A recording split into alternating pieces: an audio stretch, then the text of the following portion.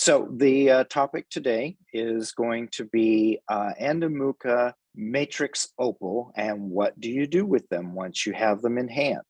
So this is just going to be a synopsis of what we're going to be talking about. I'm going to do a real quick introduction of who I am, and then we're going to talk about what opal is, the history of Andamooka, then how to go through the process of converting your matrix opal from its original form into something that enhances its color.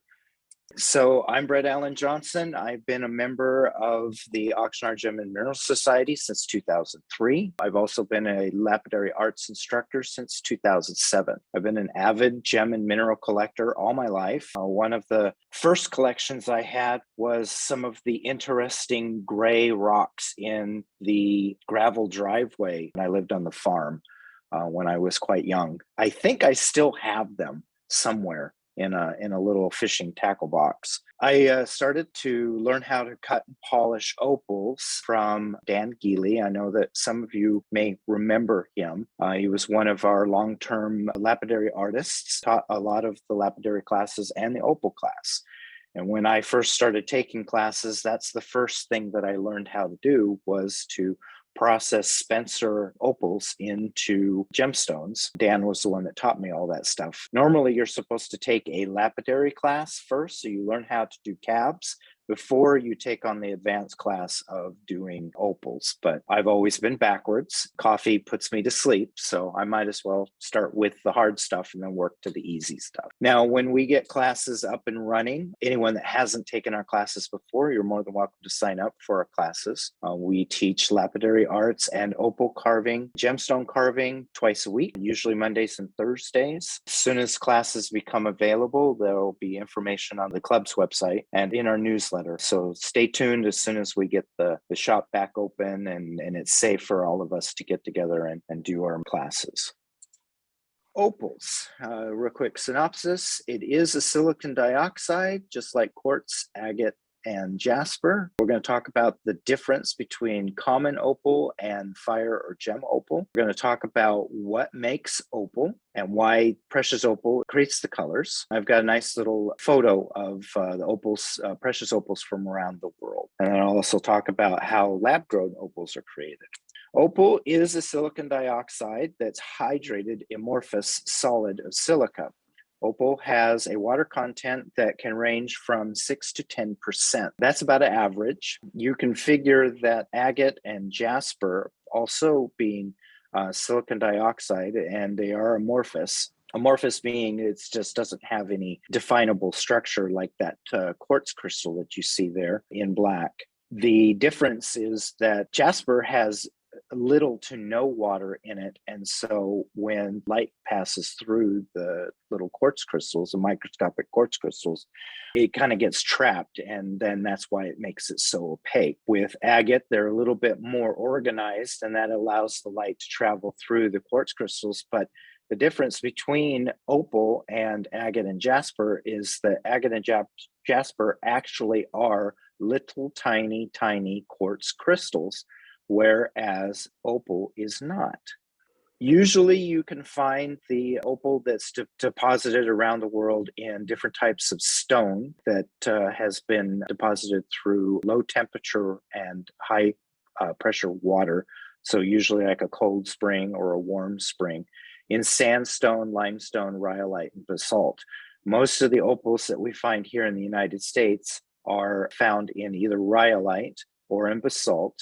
We do have both kinds of opals in California that are also found in basalt and also found in the rhyolite. And then there are two types of opal. There's precious and common.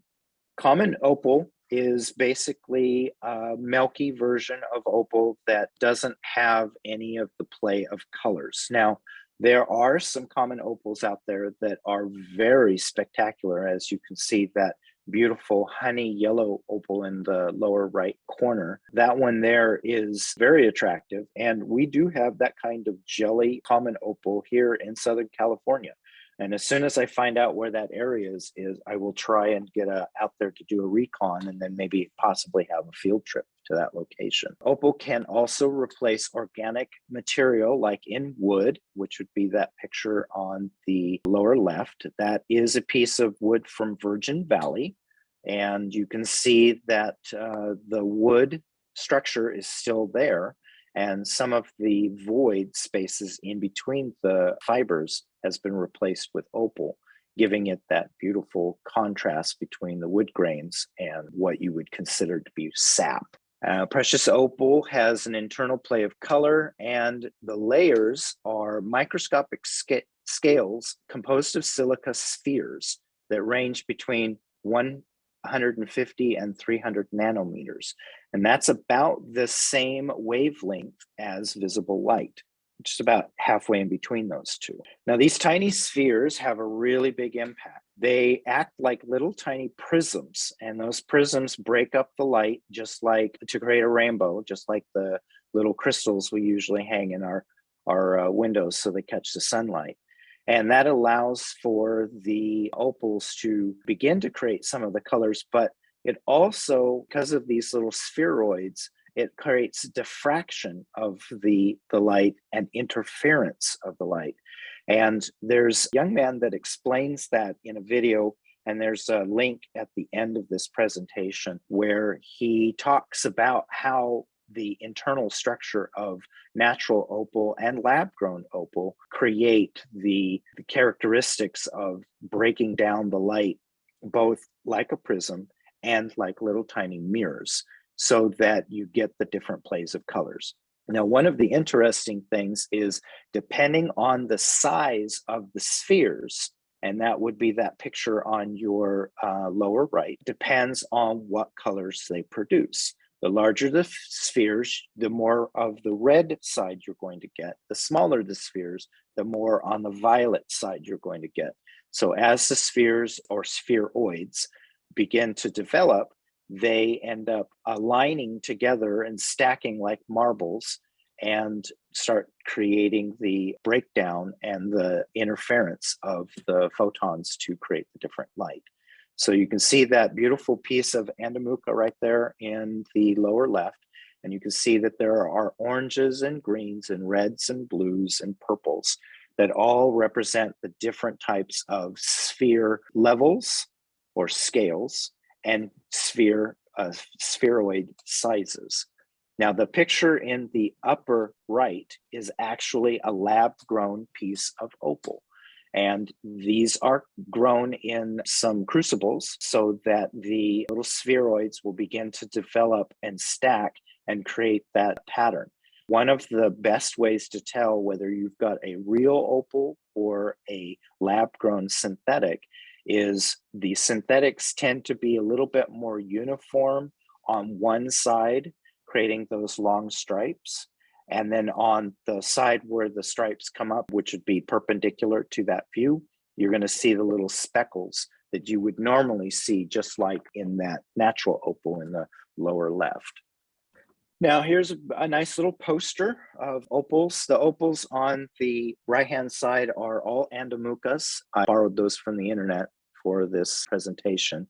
This poster represents the different types of opals that are precious opals that are found around the world. You can see that a majority of them are from Australia, starting with the Australian black opal in the upper left, and then going to the little past the middle on the second row from the top, the Mintabee crystal opal. Those are all Australian opals. And then we've got 3 Brazilian opals, third one being on the left-hand side of the third row, then all Ethiopians. And then you've got the last 3 on the last row are going to be the Australian boulder opals. And those are very similar to the stone that's hanging around my neck. So after the presentation, I'll show you a nice close-up of that. Okay. Andamooka is a town in the state of South Australia, in Australia. We're going to go over the opal that was discovered there, a little bit about the town, why the town is world famous, and what it's like there today. First, we're going to talk about Australian opal. Australian opal provides 95% of the world's opal. It's very highly prized and it's very plentiful. And so a lot of the opals that you see, the actual opals that you see in settings like earrings and rings and pendants, stuff that you see at jewelry stores, 95% of it is probably from Australia and from several different mines. You can see that the orange area is the most prolific area that has active mines. And then the tannish colored area is the actual opal field. Now, interestingly enough, that represents an inland sea at one time that allowed a lot of silica rich sands and stones to deposit in that area at the bottom of that sea.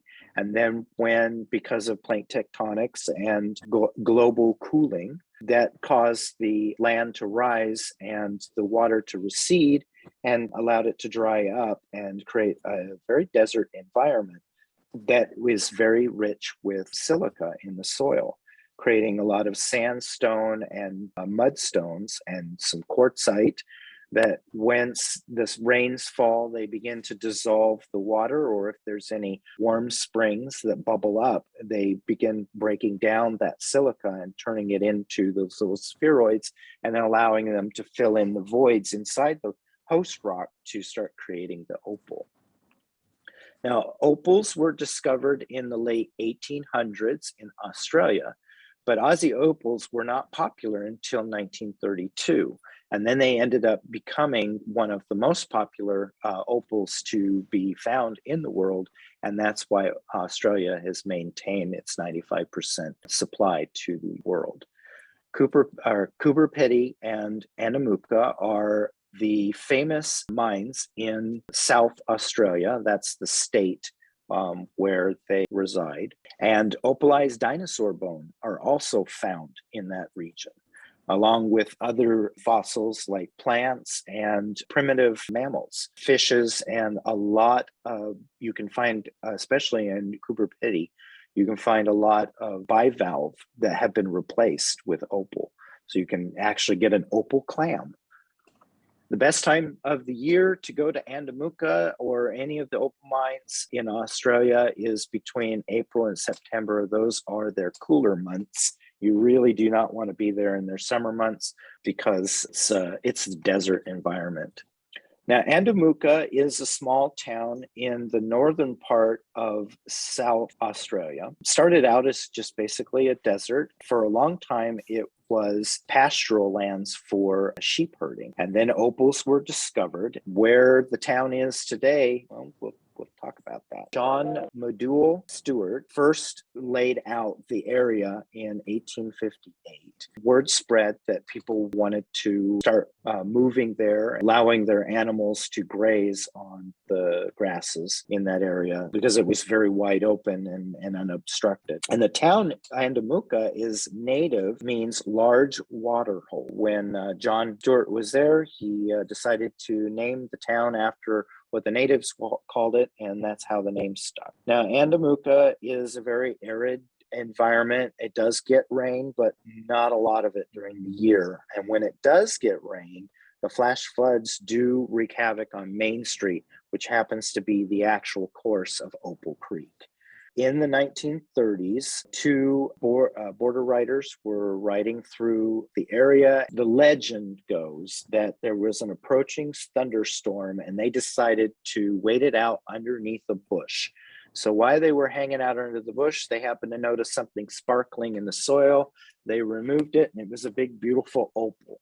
Now, I'm sorry, when you're out in the flat desert and you see an approaching thunderstorm, the last place I'm going to be is under a bush or a tree or anything. I'm going to be under a rock. So I don't want to get struck by lightning.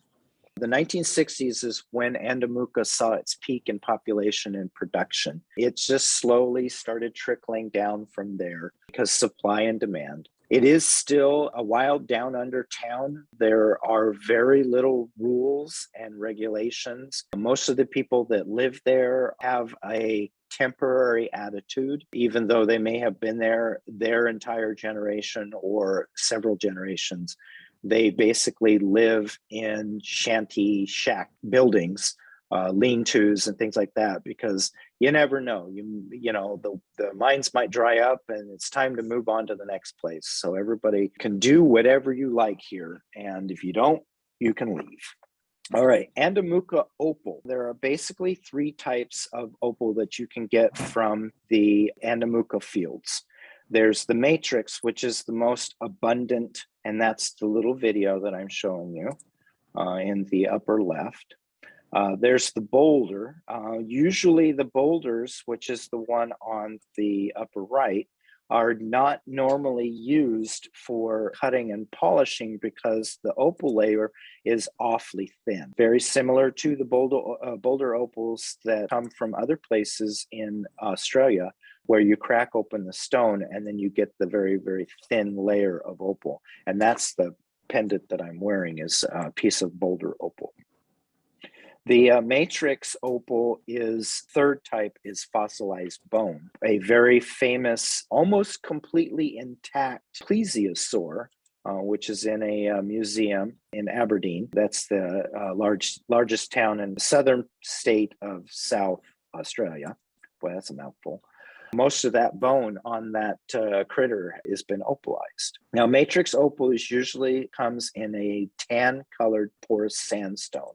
The little video that you see here, that's typical color for matrix opal. But once it's been treated using this technique that I will be discussing with you, then you get the colors are more enhanced because you've got that dark black background. Now, boulder opals are, like I said, are rarely cut and polished. They are traditionally painted over by local artists to incorporate the scenery of the opal, part of what they call painted ladies. And so you can see that upper right picture looks kind of like a mountain scene, little patterns going on there. Now, I don't have pattern recognition software installed, so I can't tell you what that looks like. All I see is some pretty opalized mountains in the background. I'll let the rest of you have your imagination with that painted lady. In the lower right is a toe bone from that plesiosaur. That plesiosaur was discovered by the Addyman family on their acreage just outside of Andamooka Township in 1968. And then it was donated to the museum. This is the part I find funny. When you go and see the museum and you see the placard that talks about the plesiosaur, it says the finest known opalized, misspelled, skeleton on Earth.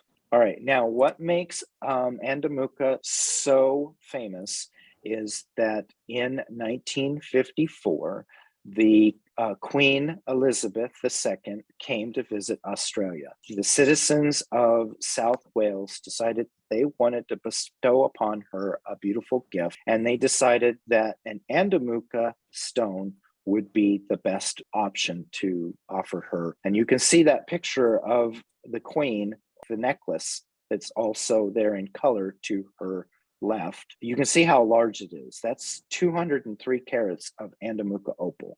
She doesn't wear it anymore. It's currently on view at Buckingham Palace's collection of crown jewels, which I think is in the Tower of London, or at least it was when I was there 20 some odd years ago.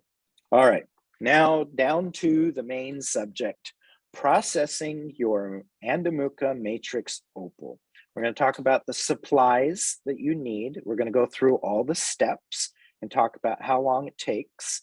And then we're going to see a couple of nice little videos of results. The supplies. Safety first. We are going to be using some acid for this procedure, and it's a very, very strong acid.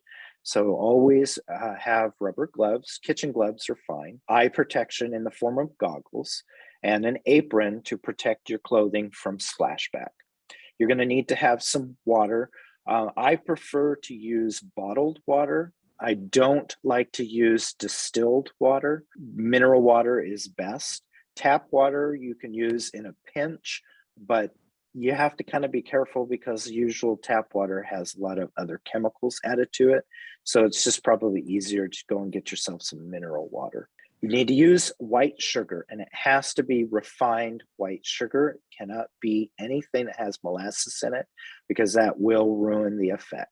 You need to have some baking soda, some sulfuric acid drain cleaner. Now, my the brand that I like the best is Liquid Fire, and you can get that at any hardware store. It is pure sulfuric acid. You need to have that concentrated sulfuric acid for this to work. You need to have a miniature crock pot. The reason why I say a miniature one is because you're going to be doing small batches. A lot of times you can get these at your thrift stores. I got my 2 units at Goodwill's in downtown Oxnard, and I got them on the same day. I use one for my pickle pot for my silversmithing, and I use one just for my opals. These are units that you will not be using for food. These are dedicated for actual use in doing your craft projects. You do not want to use your regular crock pot because, first of all, there's too much volume, and you have the potential of somebody accidentally using it for food uses. And once you put the chemicals in there, you cannot put food in there. You also need to have plastic tongs because you are working with acids, and acid, especially sulfuric acid, will etch or actually dissolve certain types of metals. So you don't want to use metal tongs, even if they're stainless steel.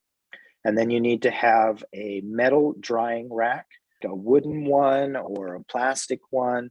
Plastic will do in a pinch, but I don't like to use the wooden ones or any other type because of the fact that you are using some sugar, and they're so hard to clean that sugar out of the fibers in your bamboo or wooden drying racks.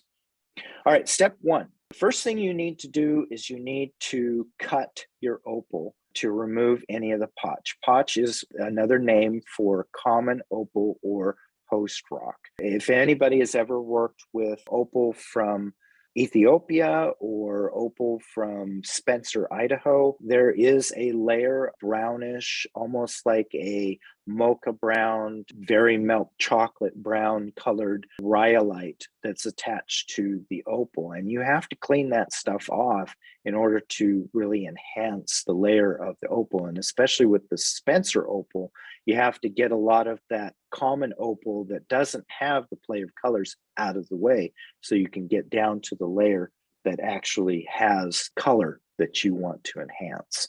It's best to shape and cabochon your opals to bring out the color so that you can actually enjoy what the stone is going to look like once it's been processed.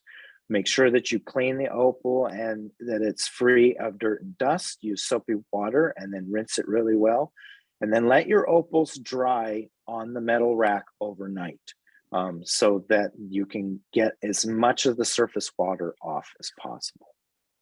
All right, step 2. Here we're going to start with the first procedure, and that's where we're going to brew some simple syrup. Simple syrup is just an equal part measure of water and refined or white sugar. I usually do that on the stove over medium heat. It just almost makes a very, very liquidy syrup. Then you're going to let the syrup cool down to room temperature because you do not want to add your opals to a hot liquid. Just like you do not add a cold cup to hot water, it's going to crack it. And you don't want those precious opals you worked so hard on creating cabochons being broken. Once the syrup is at room temperature, go ahead and place your opals in your crock pot. Make sure your crock pot's not turned on yet. And then you're going to slowly pour the syrup over the top of the opals. You only need to cover the opals. You do not need to drown the opals. The sugar molecules are only going to seep into the porous parts of the sandstone. It's not going to be like a sponge and it's going to soak it all up and you have to add another layer. So I usually do about 1/4 of an inch above the top layer. I also do not like to stack my opals in my crock pot. I like to space them out. You can see in the picture there on the upper left where I've separated the opals so that they're not touching. It's okay if they touch the bottom of the crock pot because that's porcelain. Syrup is actually going to get into every porous aspect of the stone.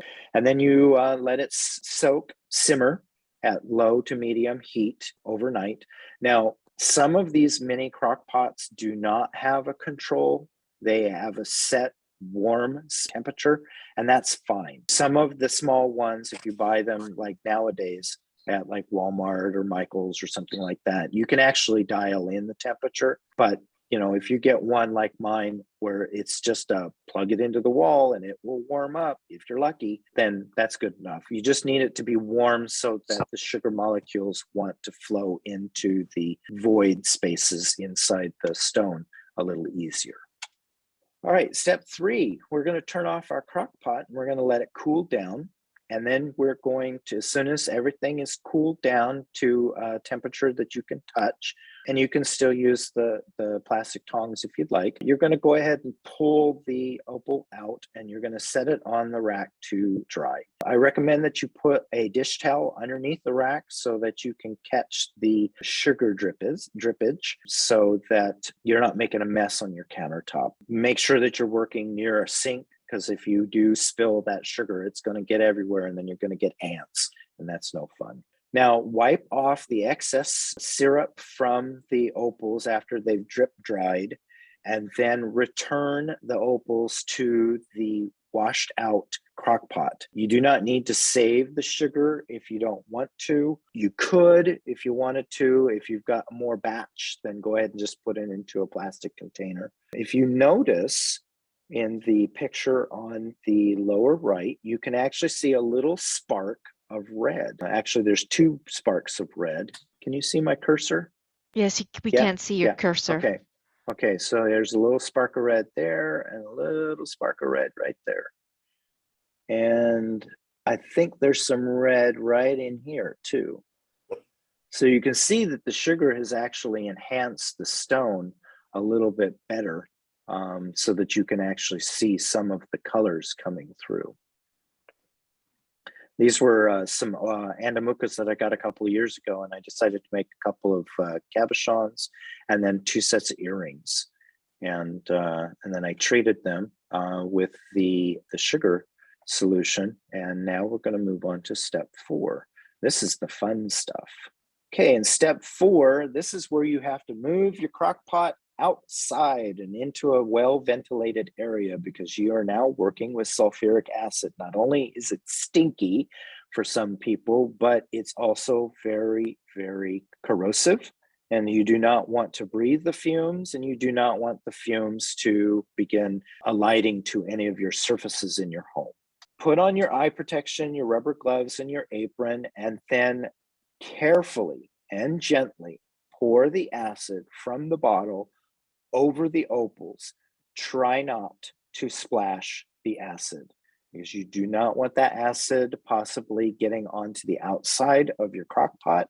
In my case, my crock pots are metal and they're made with aluminum, and this acid will dissolve aluminum, which would then expose the inner coil, and that would then cause corrosion, and then my unit doesn't work and I do have to throw it away, and that's a shame for being careless.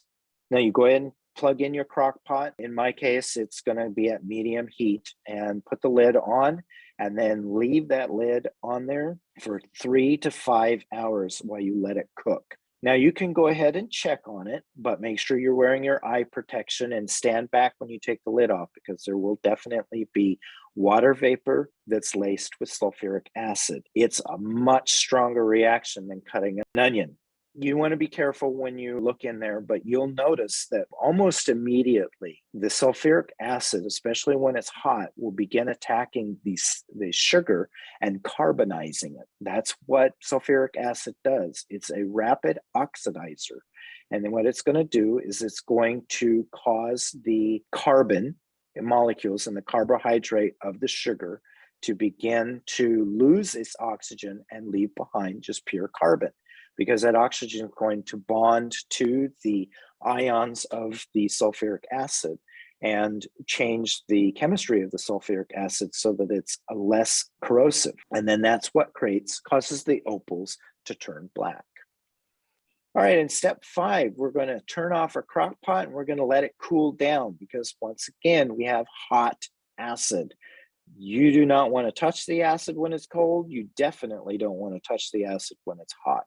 Then we're going to, as soon as the opals are cool, we're going to remove the opals and we're going to then put them into a bath of baking soda. Baking soda bath is basically just like the simple syrup, but instead of using the sugar, you can use the soda, equal parts water, and you're going to mix it until it makes a nice little white slurry-like material. You're going to put in your opals and they're going to begin to fizz. And that is the reaction of the alkaline to the acid neutralizing each other. Now, once the fizzing stops, then I want you to add another tablespoon of baking soda to the water mixture. If you have to add a little bit more water, that's fine. But make sure you add that baking soda, give it a gentle stir, and you'll notice that it begins to fizz some more. You're going to keep adding the baking soda until there is no more effervescence, no more fizz. And then that tells you that you have neutralized all of the acid that is trapped inside the porous portions of the opal. Now you can see here that I have two of my opals that I cut that were symmetrical.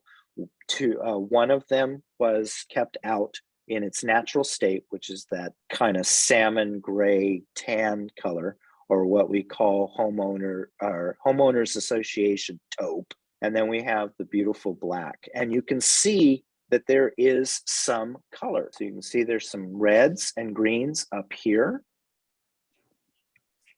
You would normally see some reds and greens up here, but because this is very mute in color, it's not really prevalent. You'd have to have very strong light to be able to see that. Got a little video here.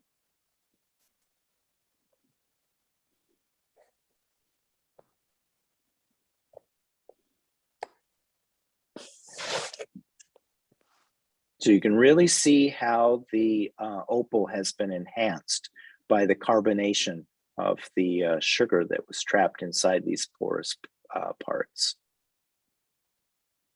And then one thing I like to do is that the acid that's in your crock pot, you can transfer that back to the bottle. Make sure that you use a plastic funnel. You can get those at the 99-cent store, easy peasy. Once again, make sure you're wearing your rubber gloves and your eye protection, and gently and slowly pour the acid back into the bottle. Put the lid on and put the bottle up because, hey, you can always use it as Drano, or you can save it for your next project when it requires you to use sulfuric acid. Our final step is going to be to thoroughly wash our opals with soap and water, because you got to get a lot of that baking soda off, because sometimes it gets trapped inside the porous material. And then you can, because these are porous, sometimes you could treat them with a gemstone sealant like Opticon or 330 epoxy, or something that I found online a few years ago. It uses water glass or sodium silicate and emergency light energy vitamin supplement package. I left a link in the back of this presentation, so I'll make sure that that's up so you can all write it down. I'll also make a PDF of this presentation so that everybody can view it on the website at a later time. Go ahead, and once you've gone through the process of stabilizing your opal and filling any of the large voids, then you can go ahead and polish your opal to the luster of your desire. And because these are matrix opals, there's very little risk of them cracking or crazing, because each one of those little tiny opals is filling a void inside the sandstone. You can set that as a ring or a pendant or earrings. They're pretty versatile and they're pretty tough. So pretty much this is an easy peasy deal. Any questions on this? So what I hear, Brett, this is Stephanie, is you make and shape the opal before you carbonize it, or whatever you want to call your processes. Okay. Yes, that is better, because the reason why I like to do that is I get a better idea of what the color of the opal is going to do. So it allows me to really, focus in and hone in on that particular area that has the play of color, because sometimes these color variant than the areas that don't have the strong layer, because these are built in layers. They're stacked up just like the strata in like sandstone or limestone that would form at the bottom of this giant seabed that was in the middle of Australia. These are my Brett, go-to I'm so guide. glad I stuck around for this. Brett, I'm so glad I stuck around for this. This is Jamie, because this is a lot of fun. And I have to ask you something that's a completely unfair question. Nope, not at all. How is it possible? Do we have any clue at all how it happened that some Yahoo in the desert fingering a taupe stone said, I bet if I boil this in sugar and then acid the hell out of it, it'll turn black. Like, what? I mean, that's a heck of a set of steps to invent out of nowhere. Yes, and Jamie, I have not come across that, but yes, I have asked that question to myself once before. Is, how did somebody stumble across thinking that that was something that they can do? And all I can say is it was probably purely by accident, that maybe they were trying to dry out their opal and they weren't paying attention when they were roasting it in their pan, and there was maybe a little bit of oil from the eggs they had made that morning, and they were drying out their opal and it smoked like crazy, and when they pulled it out, that tan opal was actually kind of a smoky gray or a darker gray material, and they thought, oh, it got carbonized and it actually enhanced the color. So then somebody thought, oh, acid and sugar mixed together, those work. And somebody actually years later figured out how to carbonize it using simple syrup and sulfuric acid. But I can almost guarantee you it was an accident. It's a great theory, because I was sitting there thinking, there I was in the desert with me kangaroo, a bunch of drano, and some rocks. And so I thought, what the hell? Let's put sugar on them. Exactly. Thanks. This is great. A question, All right, Brett. so yes, sir. Does the process penetrate all the way through, say, like a 1/4-inch slab for cabbing? It sometimes depends on the porosity of the stone. If the stone isn't very porous, if the spaces between the grains of sandstone and the sphericals of opal is very tight, then no, it's not going to permeate very deeply. It's only going to permeate as deep as the porosity of the stone. Oh, there's a chance that if you treated it first in the slab form, then cut your stone, there's a chance you might go through the carbonized material. Correct. Absolutely. That there is a high probability, and they warn of that. And that's why I suggest at the beginning that you go ahead and shape your stones to the end result, all the way up to the pre-polish stage, or before the pre-polish stage, so that you have stones that are going to be the end cabochon before you end up treating them. So that way you will end up getting the pattern and color enhancement that you want. And then all you have to do is just fill in those voids. You can see in this little video that I'm playing right now, you can see there's some large vesicles that are in the stone. Let's see if I can pause it.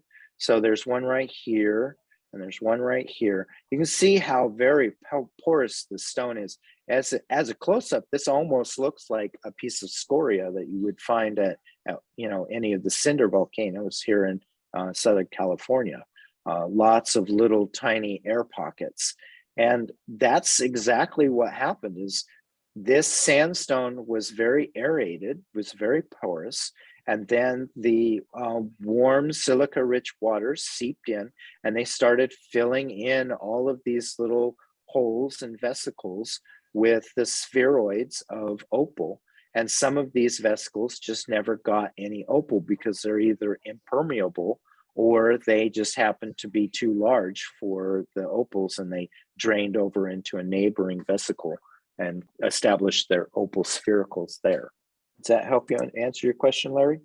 Okay, good. Yes, that did answer my question. Thank you. So these are my go-to guide. I owned these two books here. I purchased this at one of our shows, and I also got this one. I may have gotten this one at another show. I don't recall. I know this was my first book. I think I got this right after I started taking classes with Dan. These are great books, and if you had your druthers, I would recommend getting this book. It's got a lot of useful information in it. It's a really, really good, useful guide. It tells you how to cut and polish your opals. It talks about the different types of opals that you will encounter, what to do with them, how to create your singlets, doublets, your triplets. It's a really, really good book. It's a paperback, and it's an easy read. This one here is a little bit more advanced, has a lot of beautiful colors in it, color slides, but it's also an identification and value guide. This is the kind of book that you would use if you were in the business of buying and then reselling opals. And then it also goes through the motions of telling you about the different types of opals, goes through the motions of telling you about how to process the opals into the different things, but it doesn't have any guides on how to cut and polish. And then this one here is a really good one if you're going to be doing more advanced techniques, like if you're going to be working with your coax opals, or if you're going to be doing like intarsia, where you've got a big piece of opal right here, and then you've got this very thin layers of opal right in here, and then even more thinner layers of opal right in here. This thing is so beautiful when it's up close and personal. But this would be more advanced techniques where you would use Dremels and you would use angle cuts and lots of epoxy. The links here are to Amazon. Now, some of these books are out of print, and so they're very expensive on Amazon. I would recommend that you go ahead and copy these links and then use them to get more information about the books so that you could then go and find, do a Google search, and maybe go to Abe Liber, which is a website for used book resale. You could probably find these books for a more reasonable price. Well, I want to thank you for your time and giving me the opportunity to tell you about how to process your matrix opal from Andamooka. There's a couple of websites here that I found during my research that I thought you might enjoy. One that I would like everyone to take an opportunity to check out is the YouTube video. There's a young man that's an amateur chemist who actually, during the video, grows opal from scratch in his garage, and it's awesome. He goes through and talks about how opal is opal. He talks about the spheroids. He talks about how the light comes in and it breaks up, like I said at the beginning of the presentation, and then also reflects off the surfaces, and that's how it creates the different colors. He also then goes through the process of how he combined certain chemicals together and created different types of slow precipitation to create the different opals. And he actually made 4 different colored opals. It's a good video to watch. It's not too cerebral, so you know most everybody can understand what he's saying. It doesn't get too technical on you, and it's a lot of fun. And then the third link is to a forum where they talk about using the sodium silicate and emergency light vitamin supplement system. And you mix those together and it gives you the procedures and the breakdown. I will also make that available on our website in a printed form after I edit it to be a little bit more legible.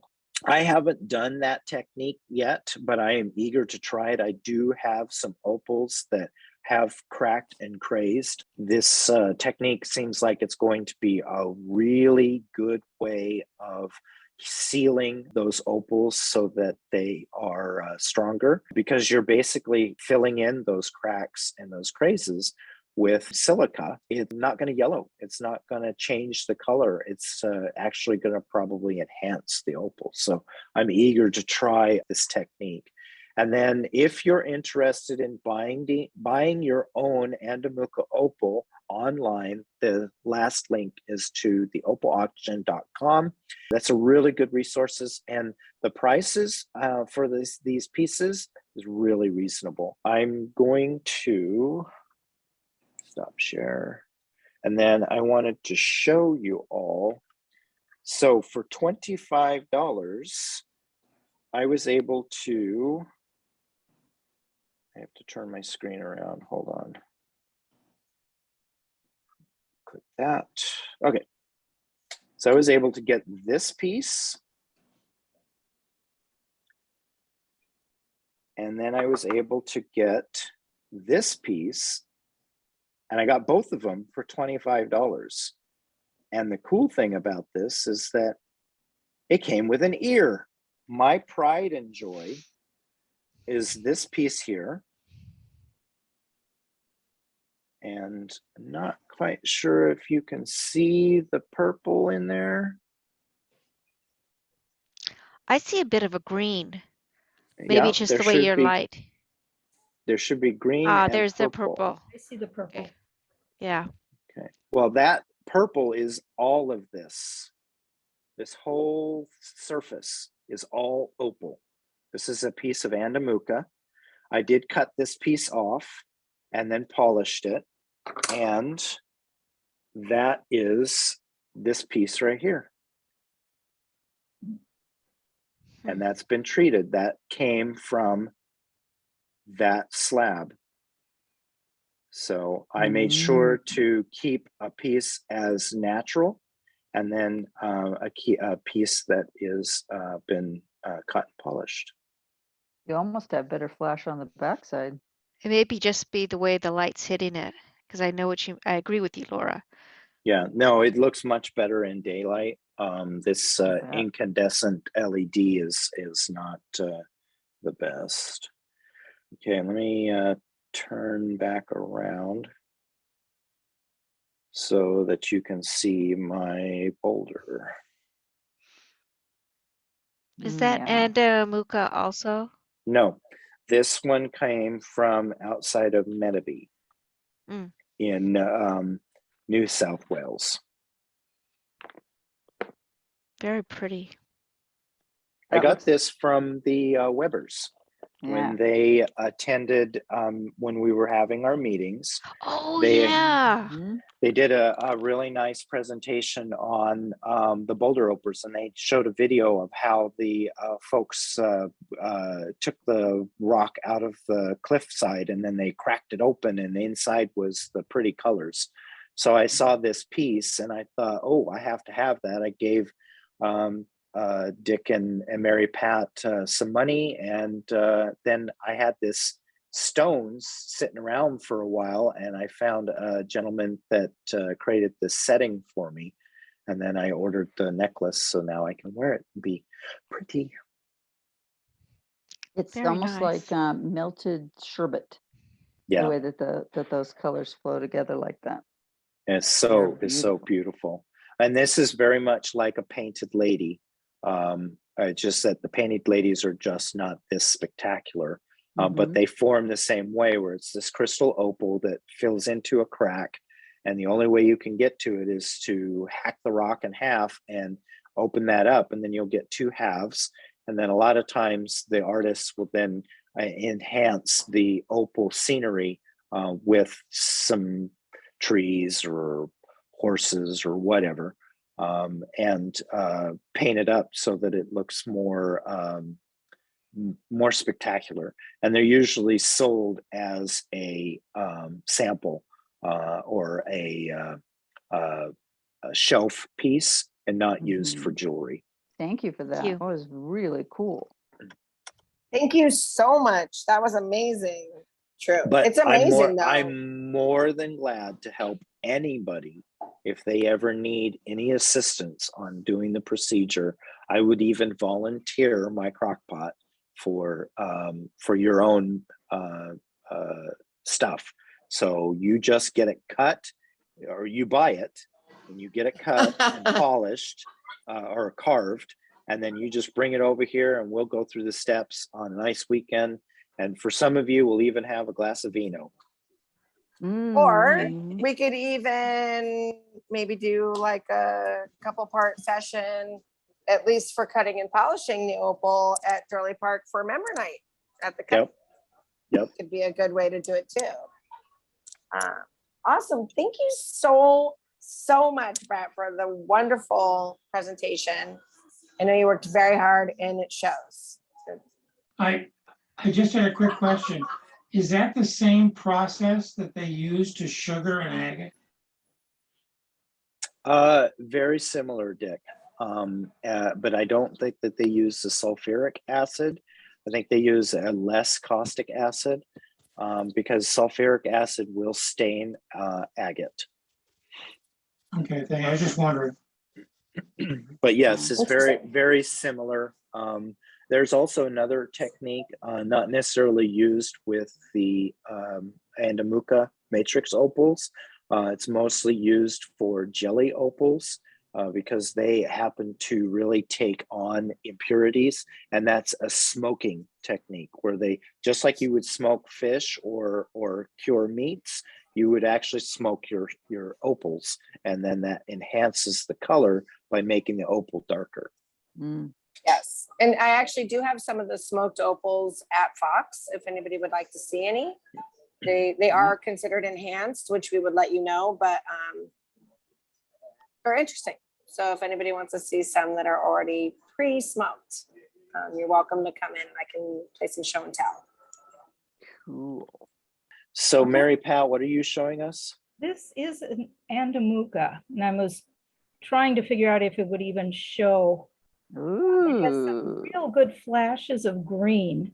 Yes, Yeah, we that can see shows, that. girl. That's some That's- very nice And opal. there's one It- really good flash of red right on the edge, but I don't think I can really show it. Yeah, I can see it just barely. So But the flashes of green remind me of a June bug. Uh-huh. yeah, very It much. does. Very, You know, I very love me a good beetle. So anyway, this is a very cheap one. It wasn't well done.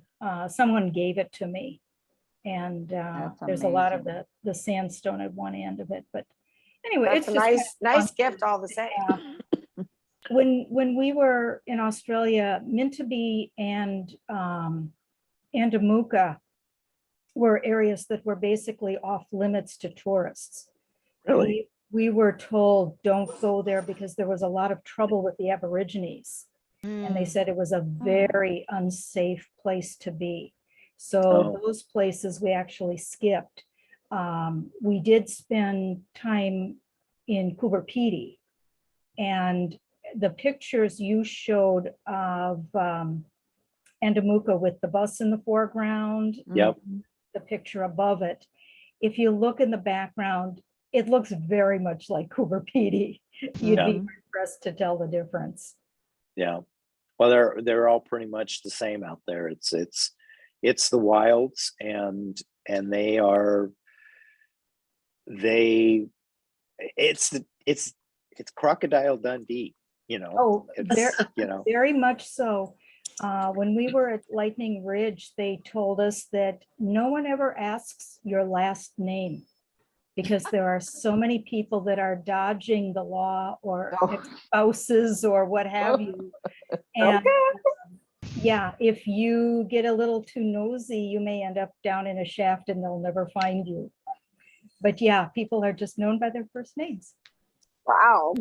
Yeah. And speaking of shafts, one of the things that I found very interesting about Andamooka is that the opal is not very deep. And I know that that's a problem in some of the other mining towns in Australia, is that the shafts tend to be very large and very deep. And these places, you know, they like the deepest one is 24 feet. Now, granted, 24 feet, if you fall into it, is pretty deep. But compared to some of the mine shafts that we have here in California, that's nothing. You can holler from the bottom of that pit. Yeah, a lot of it is fairly shallow, and in places like Cooper Pedy, White Cliffs, where they live underground, there was one guy that said his wife wanted a larger kitchen. And he said it cost him at the time about $70,000 to scoop out enough material to enlarge the kitchen for her. But he said, in the process, I found about $70,000 worth of opal. So he said, it kind of came out a wash. Yeah. Cool. But yeah, And- it's not that deep. And happy wife, happy life. Oh, yeah. It sounds not terrible, but you got to wear your respiratory because it's toxic, right? Yeah, they spray the walls with basically gunite to keep that from being a problem. Okay. Yeah. One of the hotels we were in Cooper Pedy, the ceilings were what, about 15, 18 feet tall. And you could see the bivalve fossils in the ceiling, too high to reach. Yeah, I mean, there's ladders. you'd have to find one. You'd have to find a ladder to actually get to the, yeah, fair enough, fair enough. But how awesome. But you do have to look out because I've heard it's a detrimental or a downside of living in the hillside, if you will. Awesome. Thank you, Brett, so much.